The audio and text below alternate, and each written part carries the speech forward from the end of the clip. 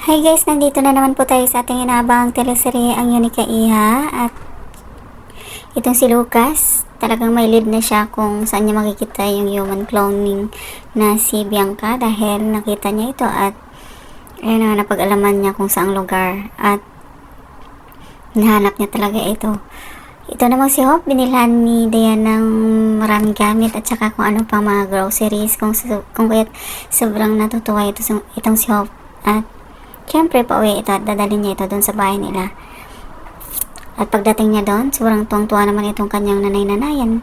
Pati na din ang kanyang kinakapatid na si Carnation at napagtripan pa yung mga damit na binigay ni Dayan sa kay Hope kung kaya tayo na nga gusto ni Hope na kunin yung damit kasi sabi ni Dayan pag nakakita na daw ito, gusto niya makita yung damit na suot-suot ni Hope kung kaya tayo na nga na pagalitan na naman ang nanananayan niya itong si Hope at pinalayas niya ito doon at ayun na nga tinapon pa yung bag doon sa labas ng bahay nila.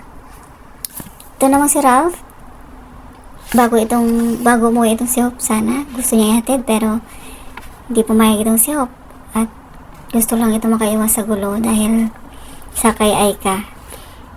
At ito naman si Lucas, habang nakasakay itong si Hope doon sa sasakyan, biglang napada din itong si Lucas, mabutit hindi niya nakita itong si Hope na nakasakay sa isang jeep dahil may nakabangga nitong si Lucas kung kaya tayo na nga hindi niya nakita si Hope doon sa lugar.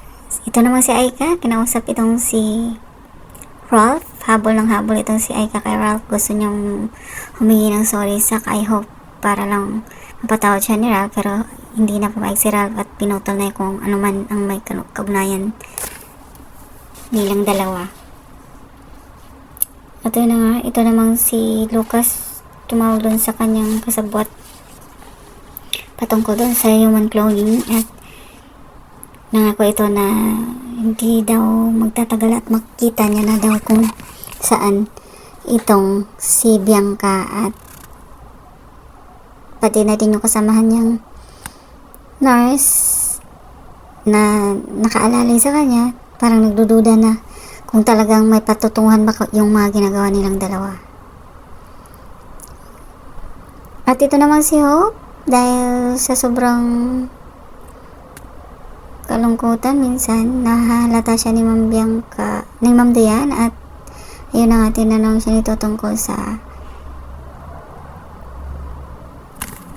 dahil may sapatos itong bibigay sa kanya at ibabagay daw doon sa damit niya. Kung kahit biglang natamimi itong si Hope dahil wala na siyang damit na maipakita sa kay Ma'am Dayan dahil kinuha na ito ni Carnation at binigyan siya ni Ma'am Dayan ng isang hair clip at tuwa naman itong si Hope at nababagay sa kanya. Samantala, itong si Lucas pumunta doon sa isang resort kung saan pinakita yung picture ni Hope pero hindi din kilala ng lalaki pero parang nakikita niya daw minsan at ayun na nga, talagang porsigido itong si Lucas na makita itong si Hope. Si Carnation naman, sinuot yung damit ni Hope at inggit na inggit ito sa kay Hope pati na din yung kanyang nanay. At dami nilang sinasabi tungkol kay Hope na kisyo, swerte ito kay Dayan dahil mayaman pala ito. At talagang sinerge pa talaga ni Carnation sa internet at isa pala ito sa pinakamayaman at may mga business kung kaya tarang may balak silang dalawa para hututan itong si Dayan. At syempre magkasabot sila dahil pareho ang kanilang ugali. Tanong si Diana, magkausap din si Hope na malungkot. Sinabi nito na tulungan niya ito na makapagtapos ng kanyang pag-aaral at pangarap ni Hope na maging teacher kung kaya din. Habang sinasabi yun ni Diane, narinig pala ng kanyang nanay-nanayan at talagang nagmamanman pa ito dun sa resort para lang may malaman tungkol sa katauhan ni Ma'am Diane. At yun na, samantala ito si Ralph naman, nilapitan itong si Hope at nagtapat ito ng kanyang pagmamahal at sinabi niya kay Hope na wala na daw sila ni Aika kung kaya parang natamimi itong si Hope. Abangan natin na sa sunod ng kabanata guys ang pagkikita